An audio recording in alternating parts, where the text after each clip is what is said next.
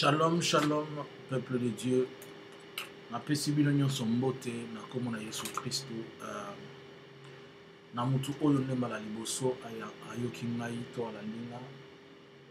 Nabengami na kombo ya Jean-Luc Kanani. Nazali moko parmi basali ya Nzambe. Naza pe mwana Nzambe.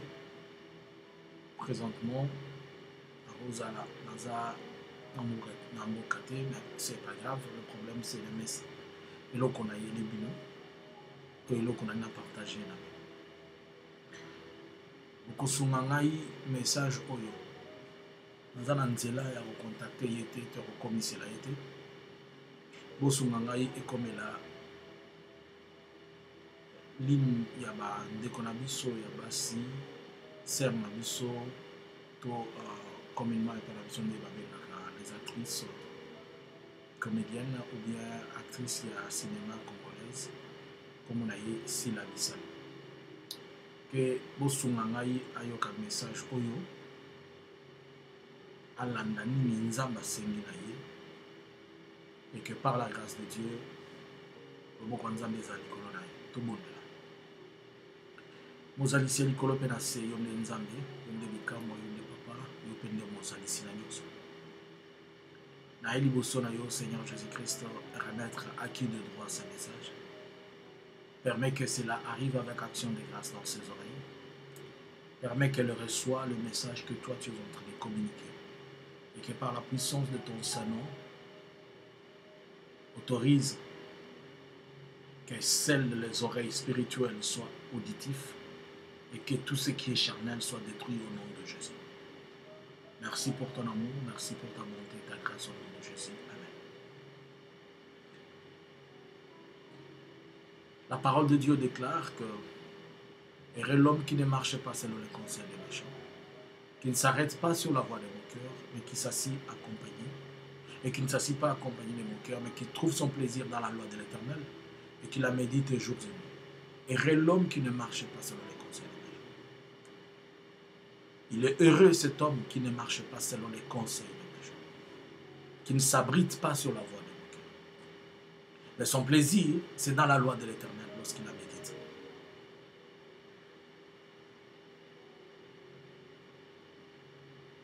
Marozala direct, na kati ya message oyo. Ma sœur, olingi osala erreur.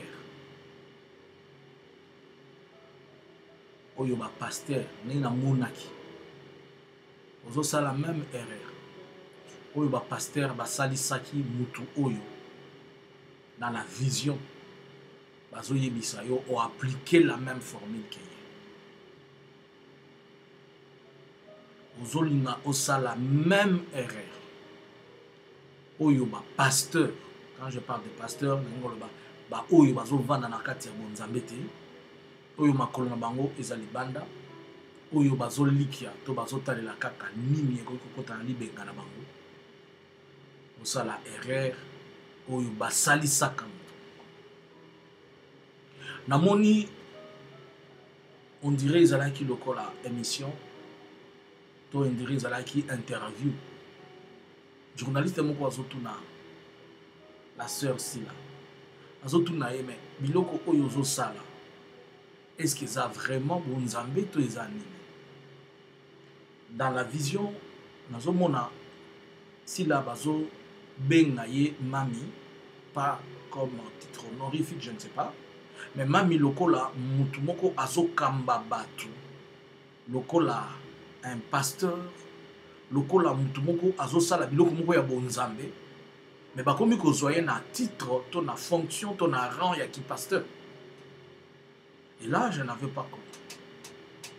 Molimo Nzambe aye kofungola miso. Na moni la sœur azo kende na tombo ya mutu moko asaki star ya musique chrétienne ya mwasi asa kufa batangi kombo moto te baza basi bele basa kufa mais azaki populaire siko na moni na tombo wana na monaki Pierre Tombali ya noir nde yo na monaki Pierre Tombali ya couleur moko ya noir ils ont brillé nde azo sala on dirait azo lela on dirait azo bonde kolela na esika wana mais batu bapesaki ye formule wana eza bapasteur moko bayebisaki ye esengeli okende po ntango kolela oko incarne to okozwa pouvoir oyo ezalaki na kati na ye ekokota na kati na yo nde okotambola na alors la nzambe aye koyebisa nga nakebisa ye mpo balingi bakotisa ye na kati ya erreur oyo okosala ekoboma 3 personnes na kati ya libota na yo mpe ekomema bato ya mikolo na kati ya libota na yo na ndenge nini yo oyebi na yo te yo ozosala selon ndenge bango bayebisi yo mais la Bible dit dans les livres de Jean 10 que le diable le voleur ne vient que pour dérober, excuse, le voleur ne vient que pour dérober, égorger et détruire. Et la Bible appelle encore le diable le père du mensonge, que il appelle le serpent ancien depuis le temps, depuis le commencement. C'est un serpent, c'est un menteur. Et au fait, on est en train de te mentir, te conduire dans une chose qui fera à ce que tu détruises beaucoup de choses. Toutes ces choses que je vis, c'était puisque quelqu'un voulait devenir trop grand, parler de lui encore. Écoutez, je ne suis qu'un prophète. Yoga. Ce qui oya roloba, na loba boy, ce qui omoni mutu, a lobi mabe, c'est que ça yoga qui au moins, même si a roloba mabe après, mais au moins c'est yoga. Ma sœur Sunanga Ilanda, tikana nous ba commentaire to biloba batu, yokana nous on a na yebisa. Nzamba yeko fungola misu siko zo lakisanga lobi tala erreur azo linga sala. Omoni na tombo wana bazotinda ye mwasi wana ba intronizaka ye comme chef coutumier lokola ayebaka te. L'esprit me pose la question. Bakundaka mwasi wana erni. Alors si tu regardes les heures oyo bakundaka ye, ce sont les heures qu'on enterre un coutumier. Il me réfère, il me dit tu te rappelles dans la Bible. L'Esprit de Dieu est en train de me dire, tu te rappelles dans la Bible, lorsqu'un chef ou bien une grande personne, réfère-toi de comment on avait crucifié l'homme de Galilée à la croix, et c'était entre le soir. C'est un élément spirituel pour tous ceux qui détiennent le pouvoir, la force, souvent, ceux qui ont un pouvoir sur quelque chose, à soit très tôt matin ou après le tomber, avant le tomber du soleil, quoi. Donc, avant, tant que moi, mon lit est comme il y a des gens qui vont dire il est en train de parler des choses, il est en train de faire la spiritualité. Je ne fais pas la spiritualité, mais comprenez ce que vous pouvez faire. Mais écoutez ce que j'ai à dire. Alors, on me dit, regarde à quelle heure on avait enterré cette femme. C'était presque entre dans les airs un peu de l'après-midi. J'ai dit, je ne sais pas. Et il me dit, regarde ce qui s'était passé. Avant bakunda mwasi wana, na moni na morgue, que ezana batu moko bayaka kozwa biloko mibale, na kati ya vie na ye. Bien que tant ba memaki ebembe na ye batu bamonaki ngote ba remarkaki te, mais il y a deux choses bazwaki. Na kati ya morgue, ba pasolaka ye, comme on peut le dire autrement que ba préparer mutu pona kokunda ye quoi. Ndenge basala kaka ba ko embaumer le corps, mais il y a des gens oyo bayaka kozwa motema na ye. Pe tout autour ya kingo na ye, ezaki na ba trace lokolo zo sala ba zigzag lokola ainsi po ezana eloko ba fungola ki awa pona kozwa na kingo na ye. Ah moyembi non. Na oloba mingi. Alors alobi na ngatala nenge bazo mema ebembe na ye, mais avant bakunda ebembe wana mai ezalaki na kati ya libulu wana. Et que mai ezalaki na kati ya libulu wana batindaki nyau mibale ya minene et absorber mai wana avant ebembe wana ekita. Et je me pose la question, je dis tout ça c'est quoi au besoin de c'est une cérémonie rituelle qui avait été faite. Oyo batu ba monaka te pe ba yebaka te mais c'est une cérémonie rituelle qui avait été faite pour elle avant sa mort, et que Banyawana, c'était les sacrifices. Oye pesamaka après elle.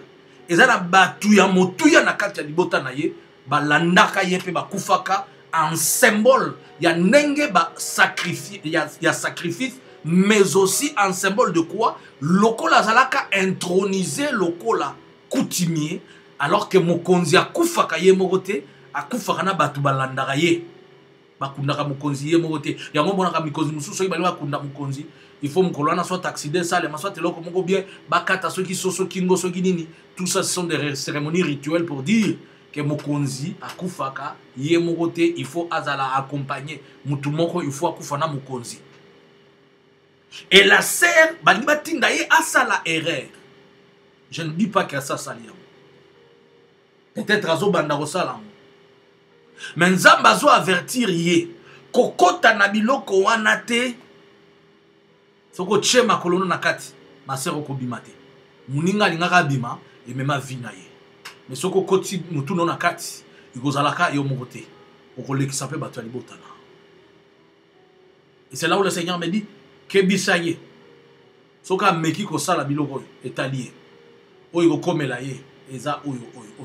Mais certainement la Bible dit que la foi vient de ce qu'on entend, et ce qu'on entend vient de la parole de Dieu. Mais ça dépend de quelle parole que tu entends. Et c'est la parole de Dieu. Mais la foi vient de ce qu'on entend. Kondima et yakana o muto azoyoka. Plus ozoyoka, plus ozondima. Ozoyoka nini. Soko zo continue ko pesa bango ma litoyi. Ozo continue ko insister ko yoka makamna bango. Tu finiras par céder. Nazo lo bate ko so sali loko. De ko molingana. Ma sœur, na lobite ko so sali loko. Na eko avertir yo de oyo nzamba zo loba soko meki. Tala oyo ko komela. Bango bakoyebisa yo omoni ndenge ye azalaka na succès te, omoni ndenge ye azalaka boye te, omoni soko sali yo po koma bongo soko sali okozwa yango yo pe okozala ndenge nini nayebi te. Mais yeba okomemisa bato mibale to misato epo ezalaka ta moke bapesaka bato biloko wana. Nzambe na nga asunga yo oyo ka message oyo. Nzambe asunga yo ozala tenté te, ozala séduit te.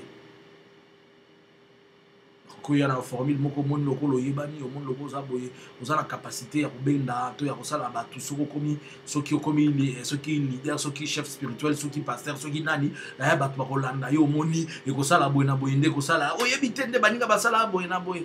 Ma sœur, Nzambe alola oya pambolaka yo na moke oya zo pambola na oyo ozali oya zo zala na yo na oyo ozali na yebi na ngai vi na yo te.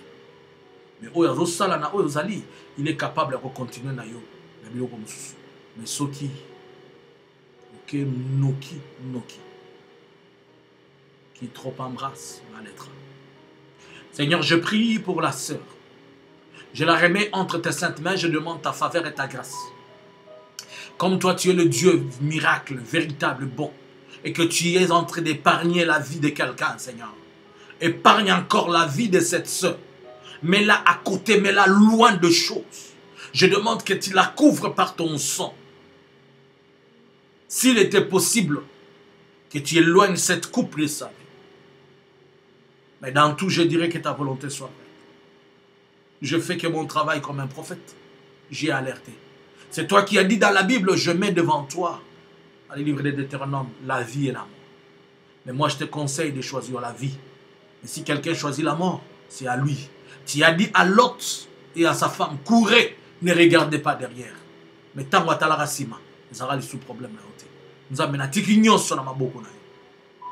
Alobiete, bon nzambe na yo, efinika, ezala, pe mimonisa.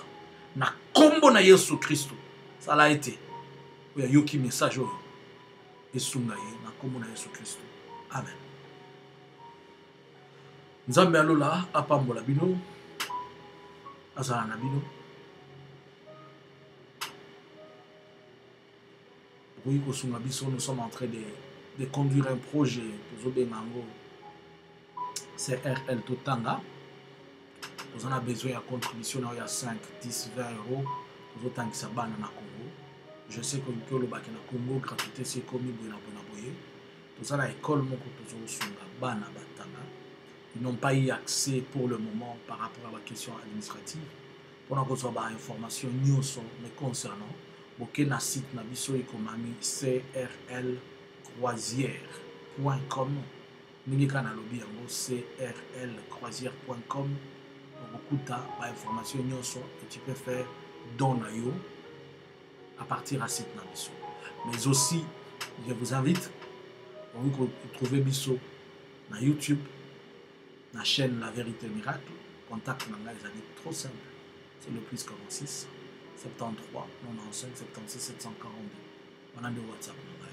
Nous vous invitons aussi pour la croisière 2024. Vous contactez Bisso pour envoyer Bandegeni. Vous avez Bisso dans la croisière. Si vous avez une église, vous invité vous allez rejoindre Bisso.